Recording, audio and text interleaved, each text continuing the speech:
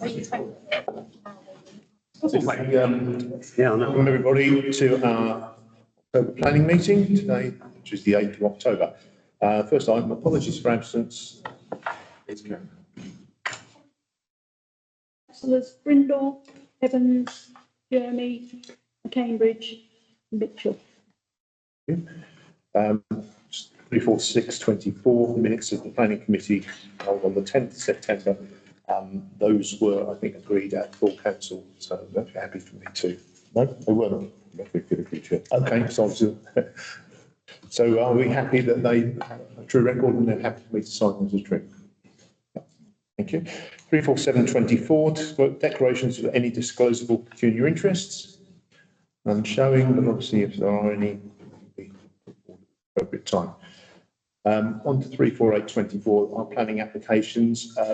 It's been a request that we move the item up the agenda, which is 35424, the full response to the Abbey regeneration outline. Our councillors happy for that to be moved up the agenda. Yeah. So we'll take that item now then. We have a formal response drafted to the Abbey regeneration outline. I think councillors have got that in their packs or has been distributed. Does somebody want to lead? Terry, is this something you want to take? Thank you very much, Mr. Chair. Firstly, I'd like to thank our MP, Terry Jeremy's team, for putting together a very strong, well-researched and compelling document. It is notable to many of us involved in the Abbey that without either the loss of green spaces or garages, the proposed flagship plan just doesn't work. And there are real planning doubts around both. As this is a planning meeting, I'm well aware I should be talking about material considerations and so forth. But if you'll allow me, I'm going to digress. Firstly, those matters are fully taken up with great expertise by the authors of the letter. The second and more important reason is that too many residents feel they have been ignored, demeaned and shoved aside in the desire by flagship to push their proposals through. I'm here to speak for those people. Since the beginning of the consultation, residents have suffered worry, anxiety and an uncertain future. For many, the 18 to 20 years of proposed development amounts to something like a life sentence. What is an 84-year-old going to do with a below market value recompense for the house she's lived in and loved for over half a century? There is also anger. Anger that if these plans go ahead, homes, not houses, not assets, but homes that people bought to secure a future are to be demolished. Anger that a community will be ripped apart. Anger that the green spaces they watch their children grow up on will fall to the bulldozer. Anger that they will watch a significant part of their plot disappear as garages are torn down to facilitate a wholly unsuitable communal parking scheme. Mostly, people are angry that the future they are being sold feels less certain and more unappealing than the present. They feel they've been routinely ignored, deceived and flat out lied to. This plan answers nothing, only poses more questions and is a failed exercise in corporate hubris. I recommend the letter to the council. Thank you.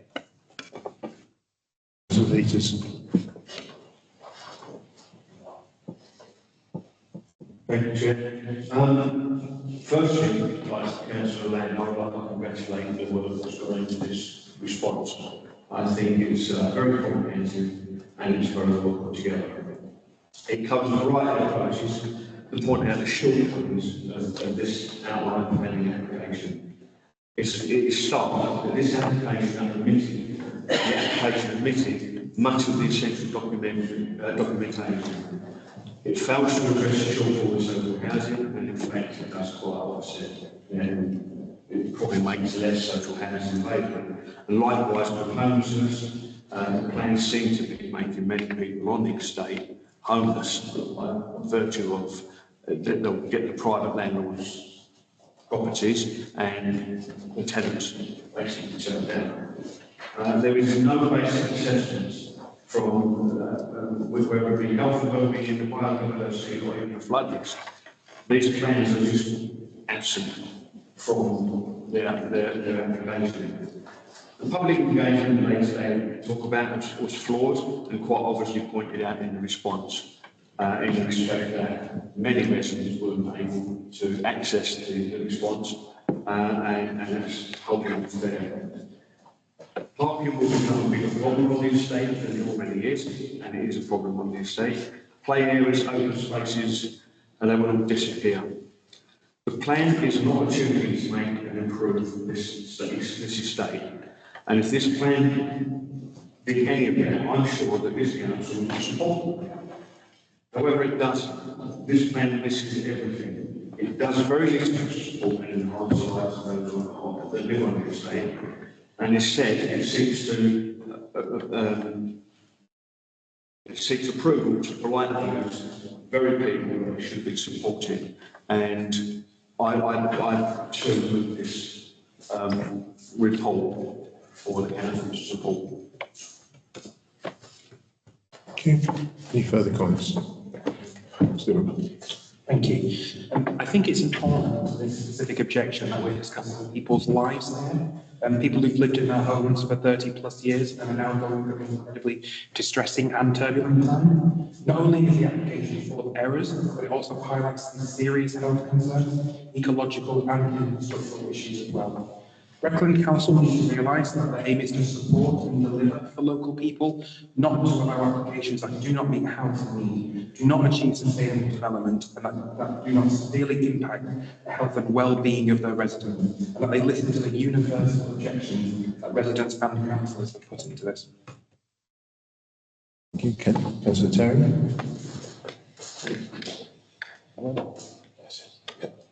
No, you just tell me. Look on the side. Hold it in. Just hold it in on the side. Thank you, Stuart. It's more of an observation really on this subject. I fully support the Town Council's stance on this regeneration. It shouldn't be happening. I just think it's a real shame that Flagship and Breckland are both guilty of trying to bully these residents into submission. Many of these residents have lived here on the Abbey, the farm, Priory Hall, as it's affectionately known, since the houses were first built in 1968. Many residents have found loved ones, many have lost loved ones. Many have long-term forever friends and many relations dotted around this estate. Some of my concerns during this proposed regeneration is, will homes overlook other homes, causing loss of privacy? It's overdeveloped, it'll impact highway safety, it'll impact protected trees, it restricts road access. It has a negative effect on nature, conservation, for example. Badger habitats are protected under the Wildlife and Countryside Act of 1981. Home is where love resides. Memories are created. Friends are always welcome and laughter never ends. Your home is not a place, it's a feeling. So I'm fully supporting this superb document put together by Terry Jeremy MP and his staff.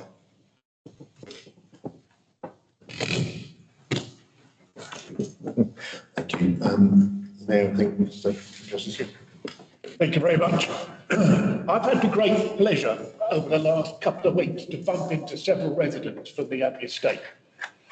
Their passion, their desire to see their estate let and not ruined by these misinformed, misled, misplanned policy is not right. We, the 8 of us, Breckland Council, signed a form at the beginning to say we were anti this, this regeneration to go forward. The consultation has been flawed. The views of the residents have not really been taken into account, and you have my 100% backing in your fight against it, okay? Thank you. Any other people wish to speak to? The red one, in fact. It's already on. Okay. Thanks, Chair. I'll just make a mention that I support the idea and signing a letter, I think, is pushing the envelope. asking too much from a small area of people who's well established for many, many years. I should make a note that I've been invited to speak on a podcast in November on Eastern Promise, and it's precisely the content of it and the discussion of the panel will be about housing development, town expansion, and a few other subjects that we're going to be discussing between ourselves and a few other people. I am thinking a flagship representative will be there because social housing is one of the elements. It's interesting for us all to get together and have a conversation on a recorded podcast for the public to listen. Just speak up a little and slower, I think. All right, sorry. So, apologies.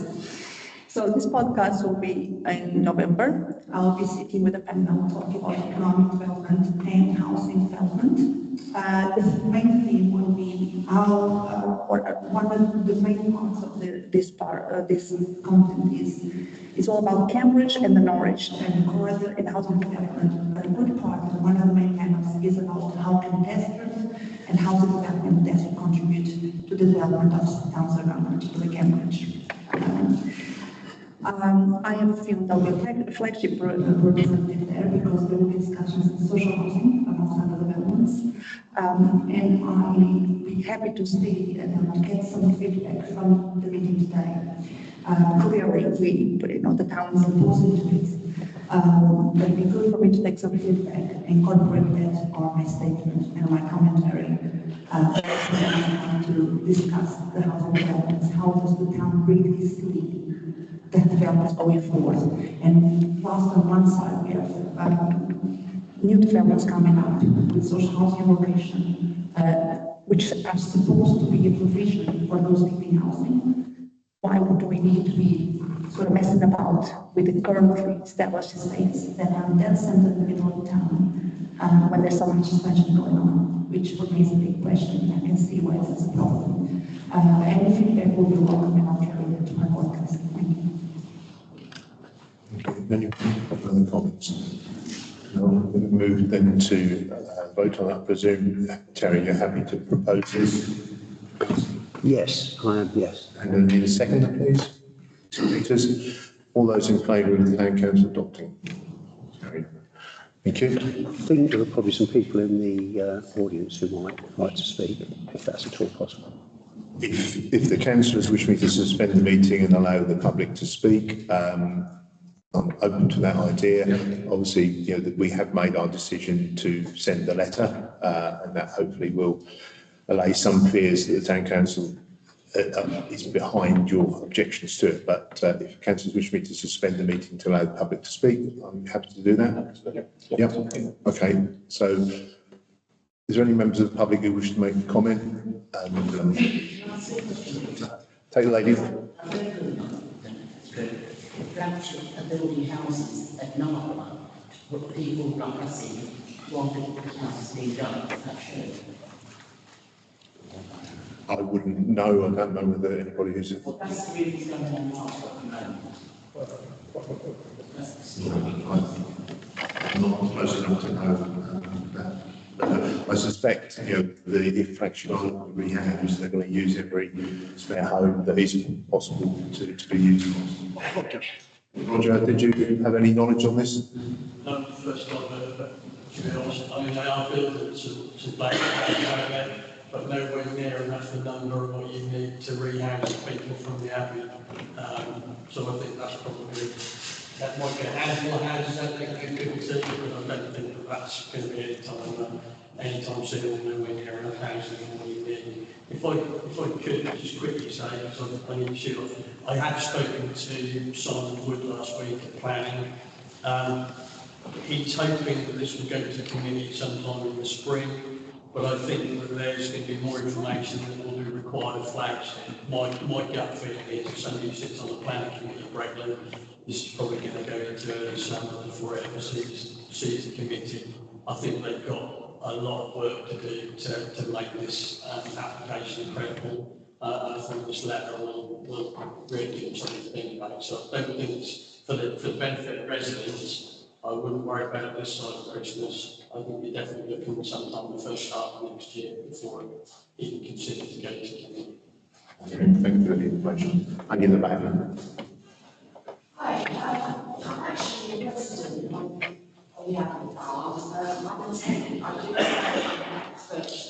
I am part of the Abbey Action Group. The points I want to put across, again, we're talking about homelessness, that the promises being made by Flagship, they will make no one homeless, and yet, if they're a private landlord, they have to evict those people who probably won't even be eligible for social housing. I'd like to know where they're going to have to be put. The second point is that there's a promise right at the very, very beginning of all of this, is that we would not be financially out of pocket, that they would deal with moving costs and so on. And when I spoke to them about moving costs, they said that they would have to assess everyone's situation and that they may have to do themselves rather than actually have the company come in, pack up, move, and so forth. Thirdly, they don't even have a plan as yet of where they're going to put phase one, of which I am one of those people. I've got a back box up, we've all done what we can, we're all trying to raise awareness. We have someone who is going to be trained actually as a back protection person. But where are we going to go? I mean, all I'm told is, oh, we have properties all over the charity, and that's great, but we've got kids in school or anything like that, you know, what are they going to do? And they're only going to be if you don't really know that. Fourthly, consultation, not consultation, because we were just given options. They were not discussed with us. They put 4 options through when it should have been 5, as there should have been do nothing option. And there wasn't. So quite angry about that really. And if they actually wanted to check with, I don't know, but we don't have enough room space for the amount of houses we already have on the Abbey. And when did that make change? It used to be Abbey Farm, it's now the Abbey. And that's what's being called everywhere. So, I don't have any answers for this. It would be nice if they'd actually recognise the AAG. We might be able to help them. Nobody knows, because they won't engage with us. The last time I had anything to do with that shit was at this trust meeting. And I'm hoping the promises they made then are still going to be valid now. I think, obviously, Councillor and the team who have been putting this together are aware of a number of the issues you have raised. And I think, David, some of those are answered in our letter. Clearly, we are only a town council, we're not the planning authority, and again, we do represent the residents, and hence that's why the letter has been drafted as it is. Councillor Peters. Now that we've agreed with this letter should go off, it's a good letter. Could it be possible to make the letter available to the Abbey Action Group and the Abbey residents? They can actually see that they're not on their own, they are supported by the council. We will do everything in our power to ensure that this is because at the moment it's not a decent proposal. Okay, so the letter, obviously we're discussing it in open forum here, it will be sent to Breckland and that will be put on to the comments and objections to the planning thing. So there's no reason, it's a public letter that we are putting forward, and I would suggest Town Clerk whether it's possible for us to publicise what we're saying today and publish that letter. Sorry. Can we publish it as a statement, the letter of the objection letter? Yes. Thank you. Right, so we're closing that subject. We'll resume the meeting now. Back to the agenda. Mark, are you with us? That's the Abbey that's done it. You don't want to go get it absolutely fine. You're welcome to stay. Thank you. Thanks very much. Thanks very much. Thank you. Thank you for coming. Can I just say something right at the end? Thank you to the Town Council for supporting the residents. Absolutely. Thank you very much. Thank you. Well, that makes it Positive public. I'm not sure what to do with that. Still a bit awkward. Can I just say we all went? Something I must say. Are you there? Hello. Hang on. We resume our meeting. I'm still here, Brilliant. and hopefully you can hear me. I can hear you as well, Alan. Yeah. So we're back on the agenda, Mark. 34824 planning applications. This first one is the air source heat pumps. Now, I believe we've had this in the past. Has something changed? Yeah, well, not actually. In fact, what actually happened is that this has been resubmitted with the correct address, which was the comment that the household. There is also a certain other change, which I'll come to in a second, but basically it's exactly the same application. Alan, can we just keep it on that text bit for a minute?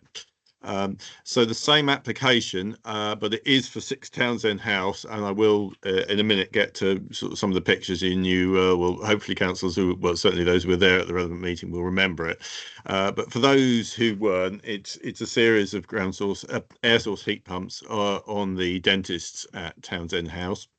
As I say, it was the July meeting. Now, there's been no objection from the historic buildings consultant, perhaps unsurprisingly, but since that application came in, Environmental Health have looked at this and asked for a more detailed noise assessment, particularly bearing in mind residential development in the area. Now, if you look at the noise spec, and I'm not an expert on acoustic engineering, but you can see the noise spec on the air source heat pumps that they're proposing to install. Now, this gives a range at source. There is, you do kind of have to understand the difference between the noise at source and the noise sort of further away from it. So we are talking about the noise at the source of these as being between 60 to 65 decibels. So compared that with, as you can see, an electric strimmer or a larger sort of petrol strimmer, quite a noisy machine. But just please bear in mind when you're looking at these decibels figure, it's logarithmic. So as I said, for each 10 you add on, it's basically sort of 10 times as loud rather than 10 additional. It's 10 times as much. So if we could move on to the next slide. So just to remind you, they've actually got the location right in this case with the red line. So that is the building in question, Townsend House. And yeah, we'll go on to the picture. Just the next one down if we can. So yeah, that's looking at the sort of street frontage of the building there, but it's not that side where these are going to go, it's the other side of it. So if we could go down to the next image, that yellow one shows the existing facilities and where most of the new facilities will go, the yellow circle. If we just go down to the diagram now, and you can see the red markings there showing each of the facilities. So there will be more of those air source heat pumps on the outside of the building on the view that you've just seen. So if we could now go on to the next one. So that shows it sort of more clearly in terms of what you would see from the car park angle. They're on the outside of the building there. And as I said, that shows where they are. And I think that might be the end of it, is it? Yes, it is. So that's the end of that. So what's changed basically since, for those of you at the last meeting, is that the town council did make a comment that the address was wrong, and that has been addressed, if you've pardon the expression. And as I said, the Environmental Health have raised questions, not actually objecting at this stage, but they want more information on the noise levels at distance from those sources. Back to you, Chair.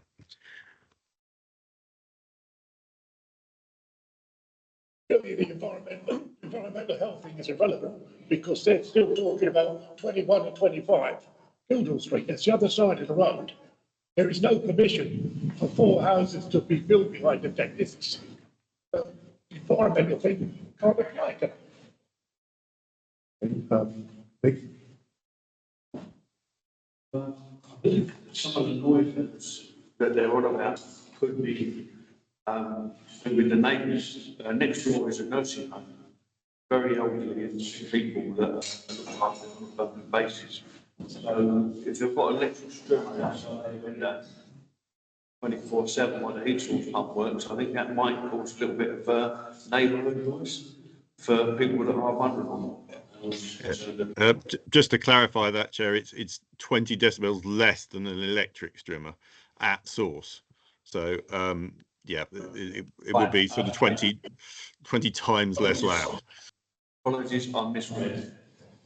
Okay, so I'm just answering Chris's point. I think you're right, that's Guild Street quite a way away. I don't think there's an issue because all noise in the town centre will be going on, But the information environmental health thing is incorrect because they're saying behind 21 to 25. They are making the comment that they are aware of residential developments have been given permission. I don't think there's. The other side of the road. Yeah. So I think when they look into it, okay, that's not really that relevant. And obviously, so we didn't make an objection last time we did comment upon the address. Are we happy to support?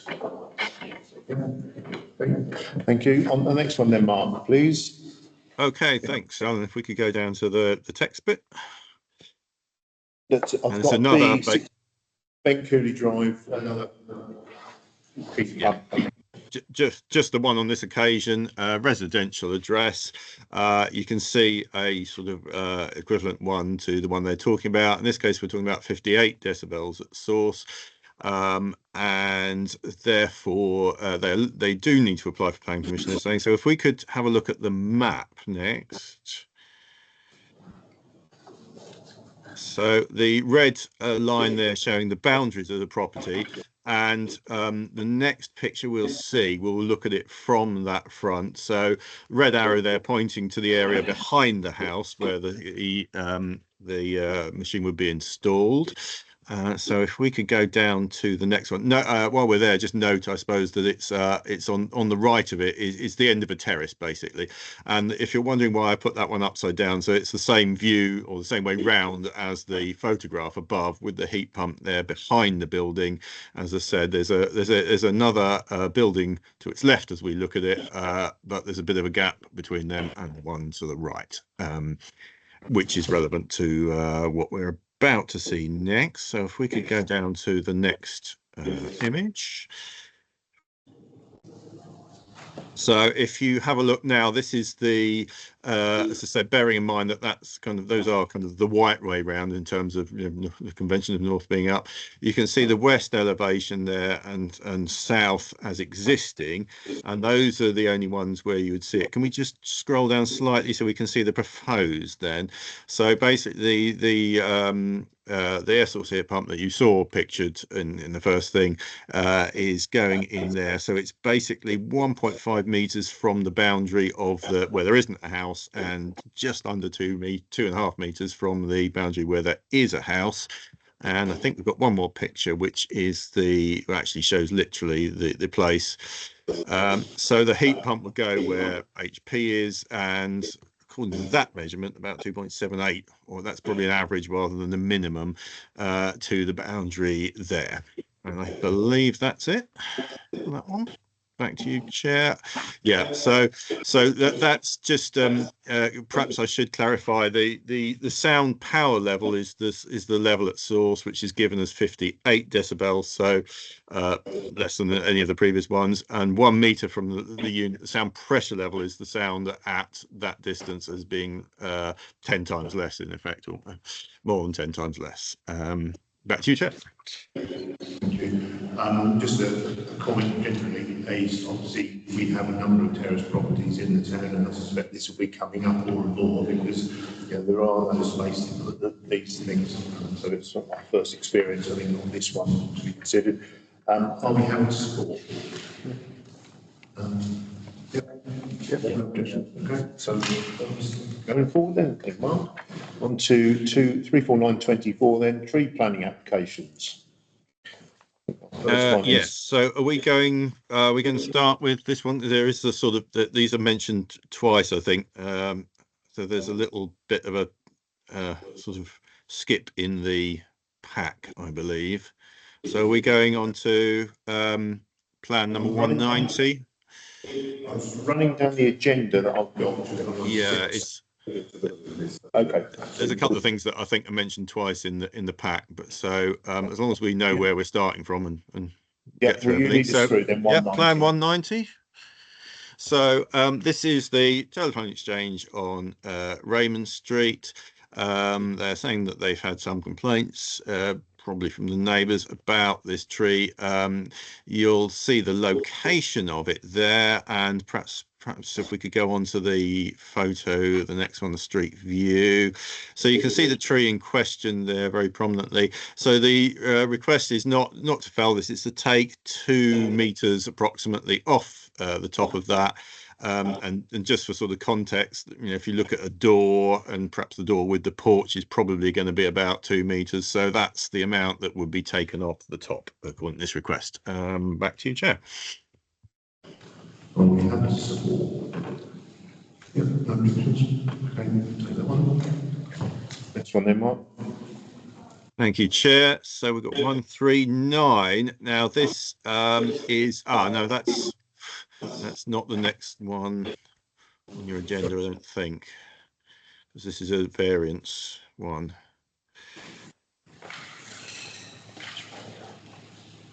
Mm-hmm. 196, I think, is probably the one that I'm thinking that we do, which is the post office one. Yeah, are we going to 196? I can tell you about it, or should we wait until we get it up on the screen, perhaps? Coming now, so I'm not too sure. Happened here. 196. Yep, there we are. That's the one. So yeah, this is a request to fell. It says sycamore singular. There's actually 2 of them. So there's 2 quite large trees in a location again that you'll no doubt be familiar with. This is the Thetford mail delivery office. It's actually on Earl Street there, corner of Magdalen Street, as you can see. Can we go down to the first picture? So circled in red, of course, there. And if we can go down to the first picture, that's taken from inside the yard. That's a picture supplied by the applicants. If we can have a look from the outside, it may be more useful seeing it in context. So obviously with the leaves off there, but those trees there that we're looking at, the 2 large sycamores to the right of your picture. And I think we've got one more view showing it from the other end of Earl Street. So yeah, it's those 2 large sycamores in effect, or cluster of sycamores, just on the right hand side of Earl Street in that post office yard there. Back to you, Chair. Any comments? Then David, then Matt. I don't know if I have to declare an interest because I actually work for them, so it might be better if I do. You can make a note. I suspect it's not really a pecuniary one in this instance, but we can make note that you have declared that you are an employee of the post office. David. Yeah, I just think there's far too many trees being knocked down. There's nothing wrong with a tree. It's beautiful. We need some more green in the middle of the town. It's just being knocked down because it's there. I disagree with that one. Mac, Nolan, and Terry. No, that's the button in front. Probably take it off, so. This one works. I agree with David. There's too many trees going down. There isn't a reason given why the tree needs to come down. It doesn't say that it's diseased or for any other reason. It is in a prominent position. If you imagine that picture without the tree in it, it's a complete brick landscape. I don't understand why you would take a tree down and leave a metre of it left, because that's just in the way. That makes no sense in a tree surgery perspective or an ecology perspective. So I don't think there's enough information, and I agree, it's too much going for no reason at all. Yeah,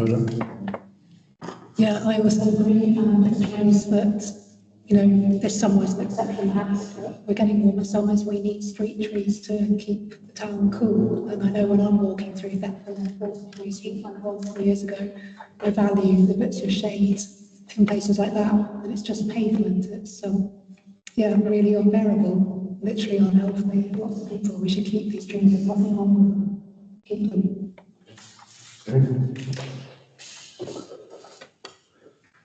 As usual, I'm going to disagree here, I'm afraid.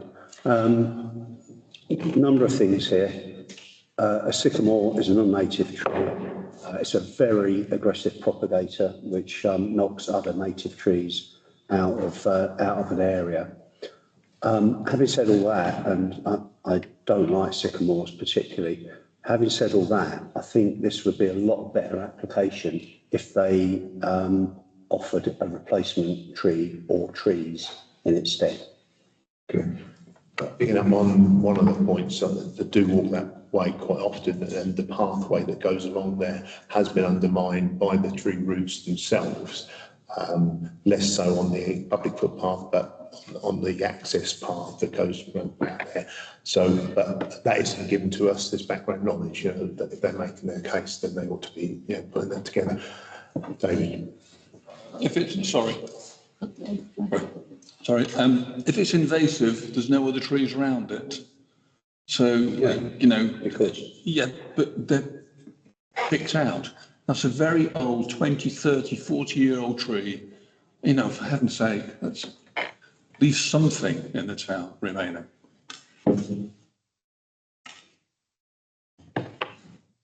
Yep. Yeah, so I agree, sycamores are non-native, and I don't like them kind of just roaming wild in the country, but here I can't see that it is really able to propagate. And like David said, it's a big tree, it's storing more carbon, or two big trees in fact. So I feel like I'm with you, generally speaking, but not in this case.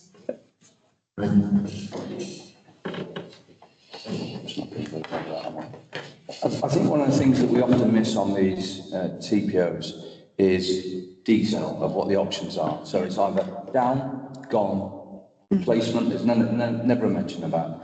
But also there's an option to pollard, take the top off some of the trees, lift the canopy up, and I'm guessing that it's in the way of vehicles is one of the problems. So those are options that could be explored, and they're never put in here. It's either stay or go. Okay, Vic? Can I put a little clarification on whereabouts on the tree? It's not actually in the yard. Between the yard and the Chinese restaurant, there's a little alleyway that goes down, and that is the feeder for the back entrance to the Chinese and the other shops that are there. It's actually in that alleyway rather than in the yard. The only problem in the yard is possibly the wall, and obviously in the winter when the branches drop, it drops on the vehicles. But other than that, that's not actually in the yard. okay. I'm picking up that we would like to object. Is that the overall feeling? Yep. So we need grounds on which to object, which I suspect is the loss of the environmental side of the trees being lost with no suitable replacements being proposed. Does anybody want to add anything further? Yeah, if there's an option for tree management rather than cutting it down to a metre high, which isn't management. Maximum hours. I think it'd also be useful just to make the comment that we didn't have sufficient reasoning behind their request, and keep reiterating that point when we come back. Happy with that? Right, thank you. Then on to the next one then, Mark, please. Yeah, I think we're 201, is that right? 201, I've got that one. Yeah. So we've got a Scots Pine near one of the houses on Kim's Belt. The location perhaps isn't entirely clear from that, but hopefully you can see the number 71 at least on the house. And if we have a look at the photographs, this is basically showing the house, well, the tree in context of the house. So the proposal there is to, not in this case to remove it completely, it's to cut it back on that side to keep it to at least 2 meters away from the houses. Back to you, Chair. Support that ruling? Yeah. This feels a lot more reasonable than the last one, doesn't it? Yeah, so take that as supporter. And then on to 202, I think, Mark. Yes, indeed, Chair. So 202 Rosecroft Way. It's a beech tree, and it's not actually significant surgery on it. There's no need to. There's no tree problem or issue with the health of the tree in that sense. You can see the dot there, and the pictures there show basically the small branches of the tree in contact with the fence, and the request is to cut those small branches away from the fence. Back to you, Chair. Onto that. And I've got 35024 tree applications already decided. Have you got those then, Mark? I think was. Yeah. So are we on the relevant section? Just I'm still seeing 190 at the moment. Thing. Excuse me, Stuart. Can I ask a question? Yes, sir. Okay, I take it a tree preservation order on that previous one. And forgive me for not knowing the answer. Why does cutting a couple of branches off to stop a tree from knocking a fence down need planning permission? I think if there's a TPO on them, then can we have that clarified? I'm sure that's probably the case, but for me in my head, if it's causing damage, I can't see why we have to. I think if it's TPO, you have to get permission to do anything. That's lovely. In theory, that's true. I haven't seen really anything like this before, I must admit.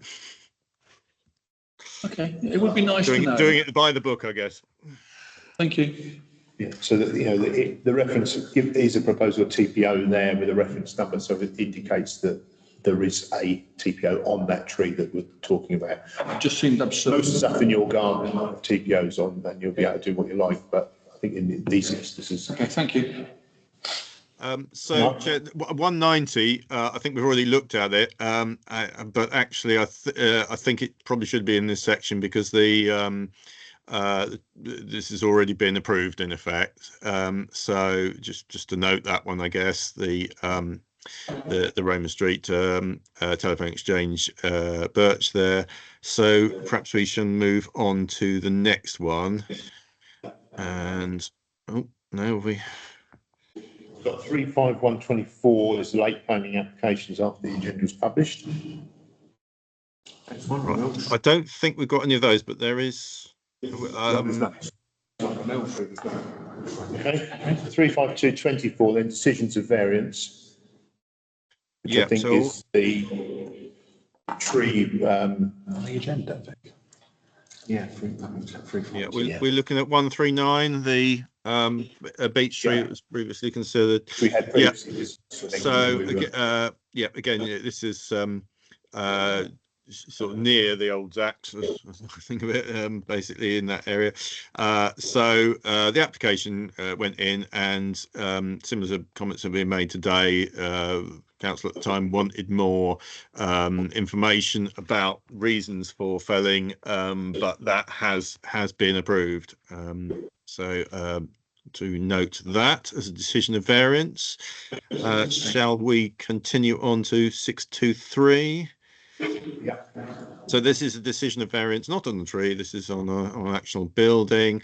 So it's some of you may remember this. This is the reduction in size of one of the apartments as part of this development, and basically it was approved despite the town council's objections.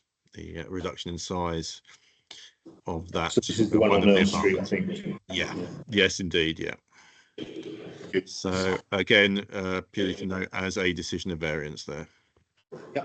So then on to 35324, items to be referred to the Greater Thetford Partnership. Anybody's got anything? Okay, so 35424 we've addressed. 35524, progress on actions from previous meetings, which we've got our little aid memoir there at the boxes. Look at, I believe. For the very first time, in talking about this item on an agenda, I actually do not go bright red because there actually is a whole lot of progress. We provided the Section 106 agreement, so that was done. We tried to organise a walk around. It really poured with rain a week ago today. Hopefully it is on tomorrow. So all those councillors have responded. They have asked if you could be there at 5 o'clock because the fading lights are, they don't want to walk around with torches.